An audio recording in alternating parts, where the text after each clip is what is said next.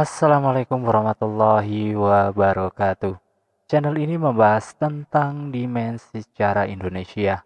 Materi video ini diambil dari berbagai sumber. Buang energi negatif dan ambil sisi positifnya. Selamat menyaksikan. Pernikahan antara manusia dan jin. Mungkinkah? Selamat datang, kerabat catatan sejarah supranatural. Apa yang terlintas dalam benak sampean ketika mendengar kata supranatural seperti istilah dalam pembukaan cerita ini? Misterius. Begitulah pendapat banyak orang.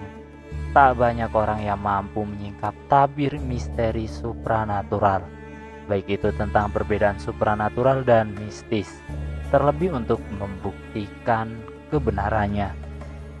Saking banyaknya definisi dan kemisteriusan supranatural ini, maka tak mengherankan jika ada wacana unik dan menarik di dalamnya.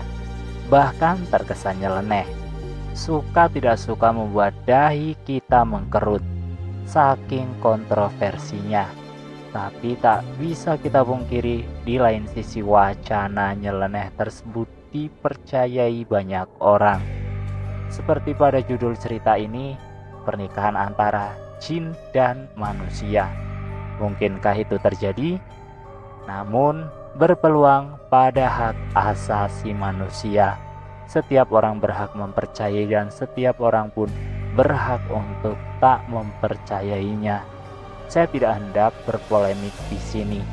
Saya menceritakan ini hanya sekedar mendekatkan fenomena nyeleneh tersebut dalam kerangka logika berpikir saja. Tentu dalam hal ini berdasarkan atas pemikiran saya semata. Tentang pembenaran dan sebangsanya itu tidaklah penting. Anggap saja sebagai sebuah wacana. Setuju? Baik.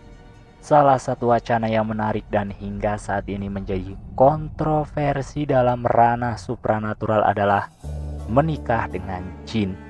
Istilah umum yang populer adalah menikah dengan makhluk halus alias jin atau siluman ataupun nama sebangsanya dengan itu.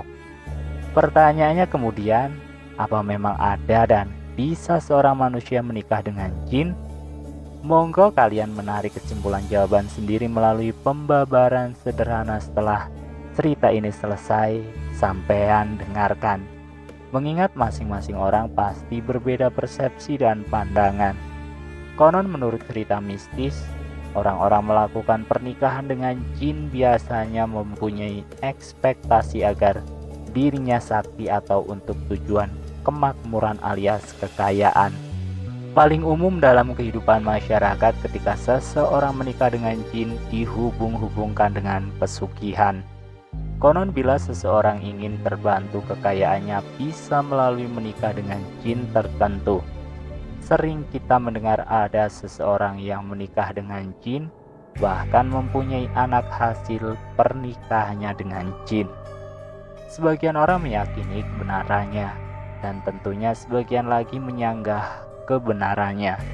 Yang menjadi pertanyaan dan patut ditelisik kembali, bagaimana bisa dua makhluk yang berlainan dimensi, berlainan unsur materialnya dapat bersatu atau bersenggama dan melahirkan anak? Dalam sebuah keterangan khususnya dalam Hasanah Muslim disebutkan bahwa manusia berasal dari tanah dan jin merupakan makhluk dengan unsur api. Apa mungkin tanah dan api dapat menyatu? Seandainya mengacu pada ilmu kimia, jika unsur tanah dan unsur api menyatu, bagaimana unsur senyawa atau unsur turunannya? Mari kita menelisik lebih dalam. Logikanya, kelahiran anak manusia diawali proses seksual antara dua manusia berlawanan jenis kelamin. Sperma manusia laki-laki bertemu dengan sel telur manusia perempuan pada proses pembuahan di dalam rahim manusia perempuan. Itu yang menjadi cikal bakal manusia baru atau embrio. Lalu dalam persenggamaan silang yang berbeda unsur, Apakah mungkin dua benih dari unsur berlainan dapat menyatu menjadi cikal bakal anak? Apa bisa sperma manusia membuahi sel telur jin atau sebaliknya? Bagaimana bisa? Misalnya dalam proses seksual, tubuh fisik manusia yang kasar bersentuhan dengan tubuh astral jin yang halus. Atau jangan kelewat jauh, sebelum menelisik kembali pernikahan dengan jin mengenai pernikahan beda makhluk atau beda jenis. Kita bayangkan bagaimana bila seorang manusia menikah dengan binatang. Jikapun mungkin ada beberapa manusia yang menikahi binatang, apa kita pernah menemukan seperti apa dan bagaimana anak hasil dari pernikahan itu? Proses persetubuhan manusia dan hewan secara fisik sangat bisa terjadi, tapi hasilnya kita belum menemukan anak hasil persetubuhan itu.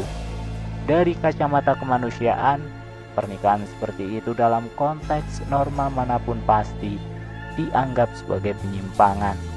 Pernikahan diinterpretasikan sebagai komitmen ikatan fisik dan non-fisik atau emosional sepasang manusia berlainan jenis. Pernikahan itu dinyatakan sah jika melalui tata cara tertentu dan dilegalkan oleh lembaga dan institusi yang berwenang. Dalam sebuah versi, bunian adalah sejenis makhluk halus yang bentuknya menyerupai manusia dan tinggal di tempat-tempat sepi yang sangat jarang dijamah manusia. Kisah mistis bunian ini terkenal di beberapa daerah di Nusantara. Pendapat lain mengatakan bahwa bunian adalah sebutan sebuah kampung misterius yang dihuni oleh makhluk-makhluk halus. Versi lain pun berpendapat bunian dianggap sebagai makhluk blasteran manusia dan makhluk halus alias jin. Bentuk fisik bunian ini hampir mirip manusia. Perbedaannya dari ukuran fisik bertubuh kecil, berbulu lebah dan berkaki terbalik. Beberapa orang yang melakukan penelitian menyimpulkan bahwa bunian ini adalah komunitas manusia hutan. Karena dari informasi yang terhimpun banyak menggambarkan ciri fisik bunian ini seperti manusia, bertubuh kecil dan berbulu abu-abu hingga coklat. Bunian diklasifikasikan sebagai makhluk bagian yang hilang dari rantai evolusi manusia kera.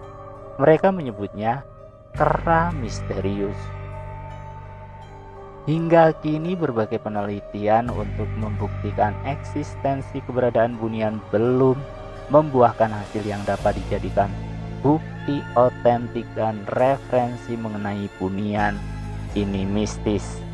Bagaimana dengan para ilmuwan supranatural?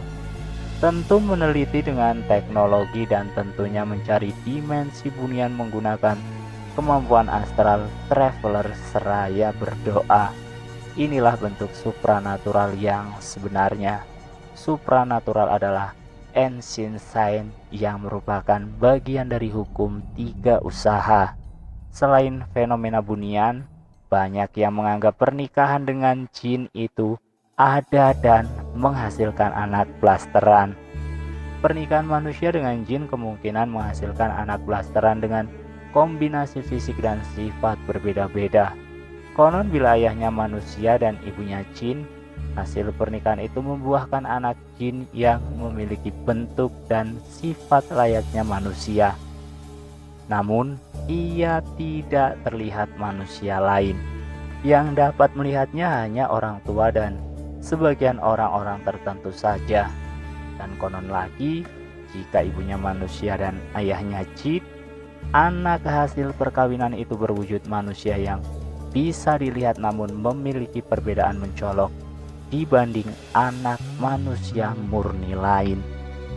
Perbedaan itu bisa dari segi fisik, seperti distorsi bentuk tubuh yang berbeda dengan manusia murni normal, dari sifat dan mental pun sedikit berbeda, cenderung seperti memiliki keterbelakangan mental, bahkan condong disamakan dengan abnormal.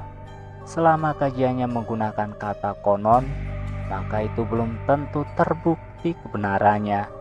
Tuhan yang Maha Kuasa telah menentukan makhluk itu.